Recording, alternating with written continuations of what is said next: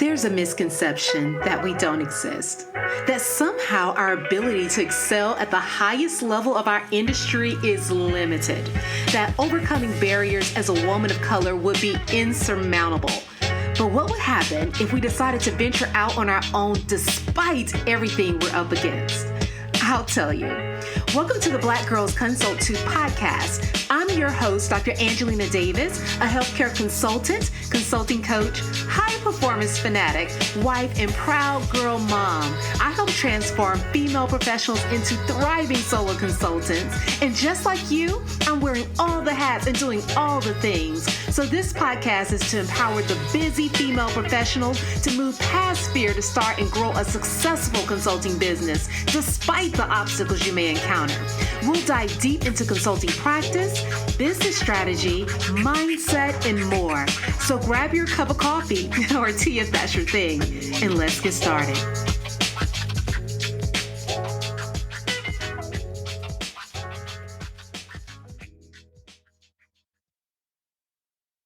Hello, guys. Welcome to the Black Girls Consult 2 podcast. I'm your host, Dr. Angelina Davis, and I wanted to use this episode today to really just have a conversation about thought leadership, because this is one element of consulting that's so important, but I feel like it doesn't get a lot of attention. Mainly because I think we're driven to social media platforms and other ways of really getting our message out really quickly.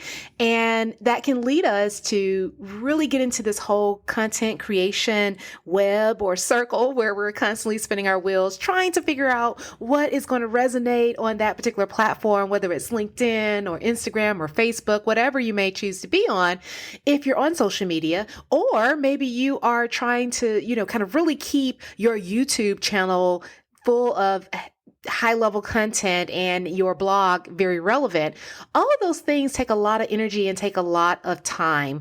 And so what I want to talk about is just how we can possibly approach this whole process of getting our unique perspective and our ideas out there in a simpler fashion so that it is more manageable. And not just so that it's more manageable, but so that it really works to our benefit. I think a lot of times we spend so much energy on things that don't last. And that is what often leads to burnout. That leads us to get frustrated.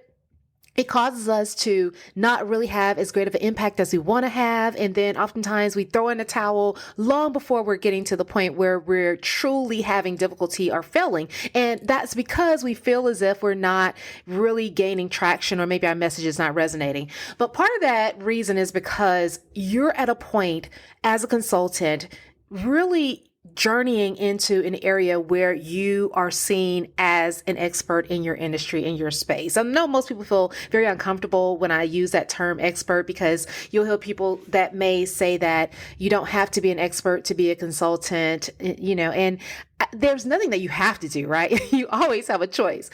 I will definitely argue that the better equipped you are to provide a much deeper solution to a problem than others around you, or maybe your competition, the more longevity and success you're going to have in the consulting space. Because consulting at the end of the day is really the business of expertise. It truly is.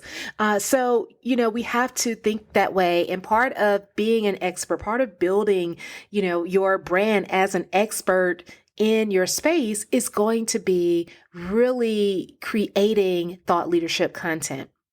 Know that you're probably wondering, well, what is thought leadership content exactly? Thought leadership content really speaks to what you know. It speaks to what you're able to offer. It speaks to those things that you have learned over the years, not just from a textbook or from a course or a class, but then also from your actual experience in your work environment or business environment, those things that you've learned through your journey that you can then apply, that allows you to utilize your unique perspective in a way that's going to benefit others. So when we're thinking about thought leadership, it can be something that we publish via social media channels, or maybe our blog or YouTube or podcast. But at the end of the day, it really is a message. Our thought leadership is a message. It is the message that we're communicating to others to let them know that we are here to help. That's the way that I like to think of it, at least. And so when we're thinking about building out thought leadership content, there are a number of reasons why you want to have this as a central focus. One is that you hear a lot of people talk about how their market may be saturated. And there is a lot of truth to a number of markets seeming overly saturated. And that's mainly because as consumers or clients or customers become aware over time of different options and different things that are available to them, then they actually increase their level of sophistication. And what occurs is that you usually have one person that gets to market first, one person that gets out there and puts their name and steps their name on a process or a way of doing things, especially in the consulting world.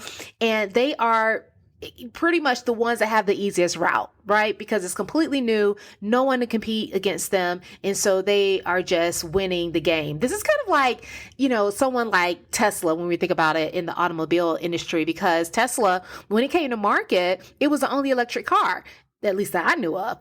And so they really embarked upon that market and took it over. It was something unique. It was something that people weren't familiar with. And so now when we think about Tesla, we think about something that really started a movement. It was kind of like the founder of that movement for energy conservation when it comes to automobiles.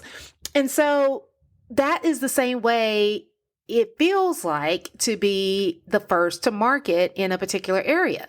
Very few people are able to do that. Right? Very few. Think about it. There only can be one, right? So very few can actually win that spot.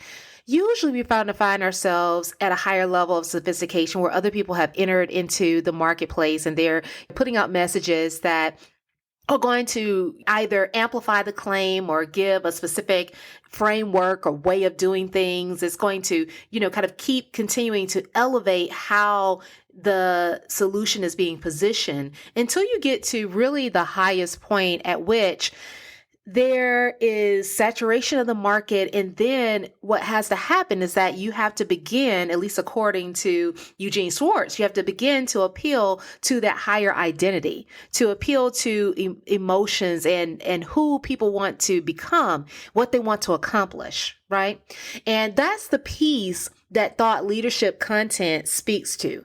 It speaks to that highest level so that you're able to move beyond those other lower levels that really equate to lower levels of sophistication where the market is more saturated.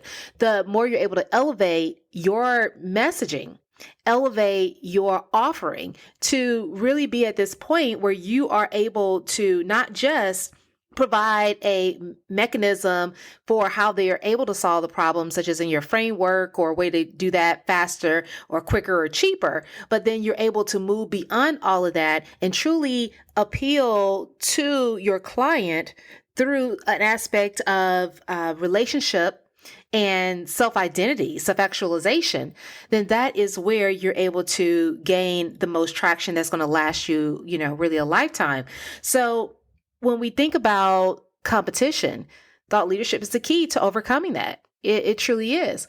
When we're putting out our thought leadership content, we have to think about the message that we want to share. Definitely when you're a consultant or even a coach for that matter, you want to make sure that your thought leadership content leads to something, right? We can have a lot of ideas that we want to propose, but if that idea, if that message is not driving them to have a desire to work with you, have a desire to seek your services and your help, then it's going to be very difficult for that to translate into a financial gain, which at the end of the day is really what you want to occur, especially if you're running a business. We're just going to be real about that. So it is important for us to think about how we are going to put that message out into the world and how we're going to craft it. One of the first things that I think is extremely helpful, and this is one thing that I always teach the clients that I work with, is that when you're building out your thought leadership content, you do want to start with your framework. Frameworks are so important because this helps you create the reproducible nature of your service, meaning that when you work from a framework, you're creating a process from which you can then really build upon and show others that you're able not to just achieve this outcome for one person one time, but you're able to achieve a similar outcome over and over and over again without question. That's the part that builds trust. That's the part that is going to help you generate demand for the services that you offer. So that aspect of having a framework is extremely important. And I won't go into that in this episode. I may need to do an episode on frameworks.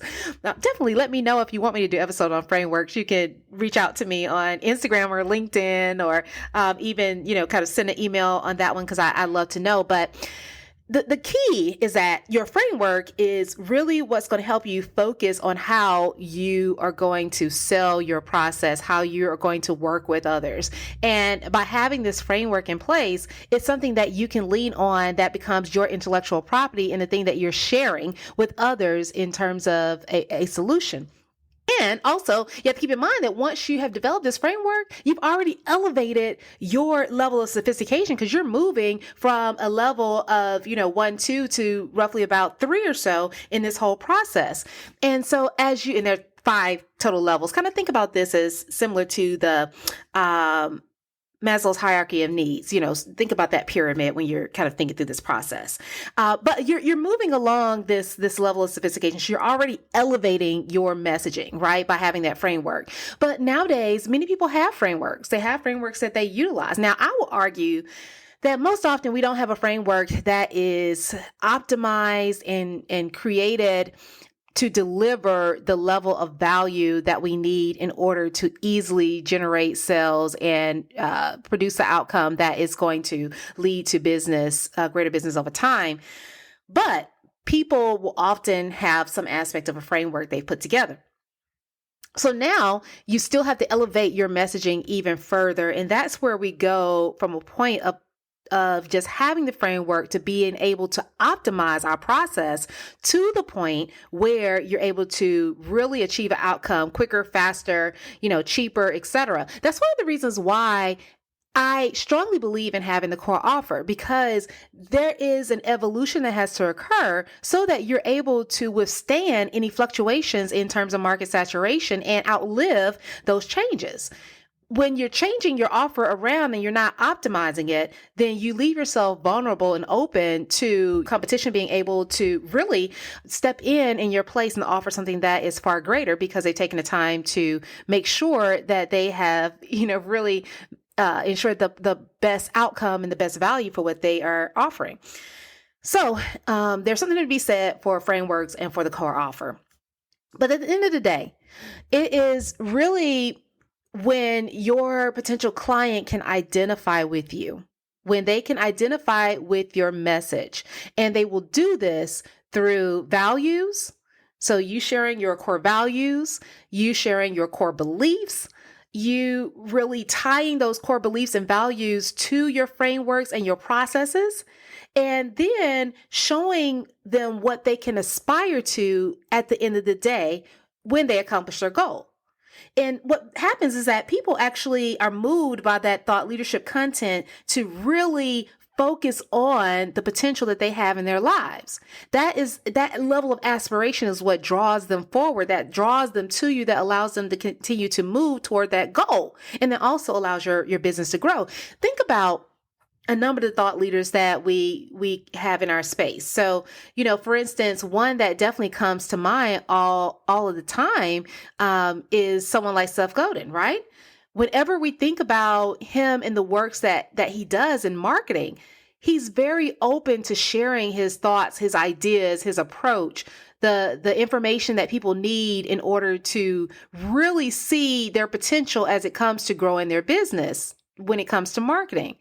And he freely gives that information out. Now, he's not giving you all the details in terms of exactly A, B, C, D, and E of what you need to do, but he is giving you all that you need in order to start the process and really build upon that expert knowledge that he is giving and putting out so that you can grow your business to a new level.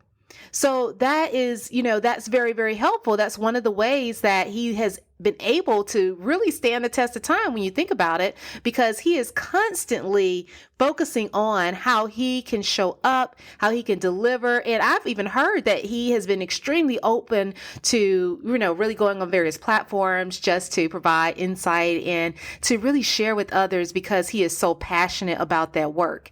Those are things that really make a huge difference when we're thinking about being a thought leader and being more influential. I talk a lot about these levels of expertise. We often think that when we're starting out as consultants, just becoming visible and really getting to the point where people know that that we are an expert in our industry, that is the kind of like end goal.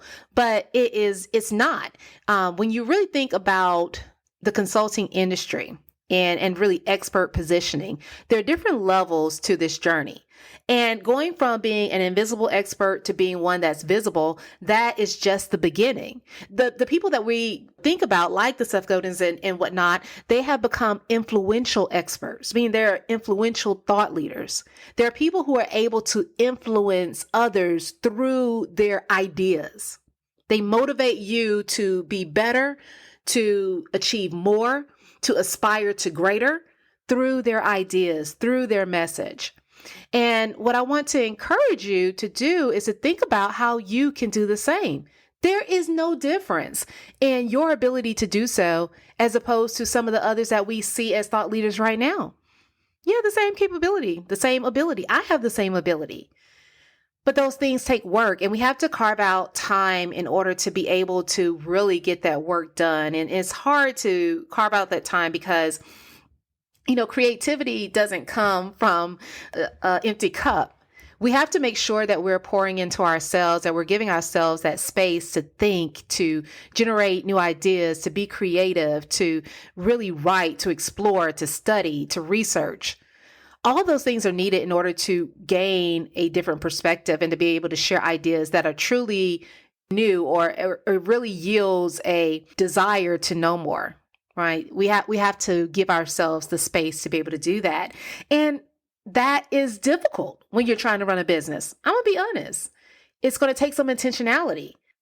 One thing I can share is that when you are able to build that in, you will begin to see your business evolve and transform, because other people are not going to put that time into something that is not a quick payoff. Your thought leadership content is not a quick payoff. Most people are not going to put the time into building that out. They're focused on really generating money in that present moment, not thinking about their ability to generate far more if they just really carve out some dedicated time today. So I want to encourage us to really think through this process and find ways that we can either, wake up a little bit early, 15, 20, 30 minutes in the morning for writing, or write a little bit before you go to bed. Maybe gather your thoughts as a voice to text when you're riding in your car. Think about ways that you can really put that information out there in a way that allows your thoughts and ideas to be crystallized and last for an extended period of time. That can take the form of your blog. It can take the form of a podcast. It can take the form of a book. It can take the form of a YouTube channel. It can even take the form of social media if done correctly. We're into short form content right now, so that's a little bit more difficult, but it definitely can be done.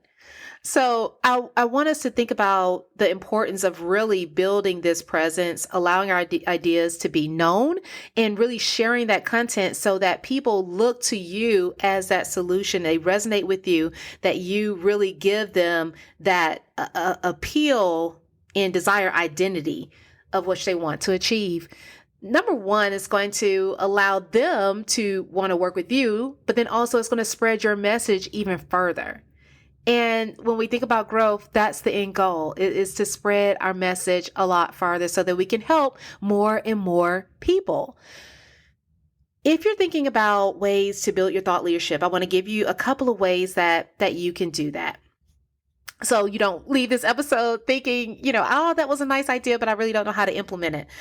One thing you can do, and I've actually started this very recently, is that you can start writing on a platform like Medium, or maybe even rededicate yourself to your own blog content.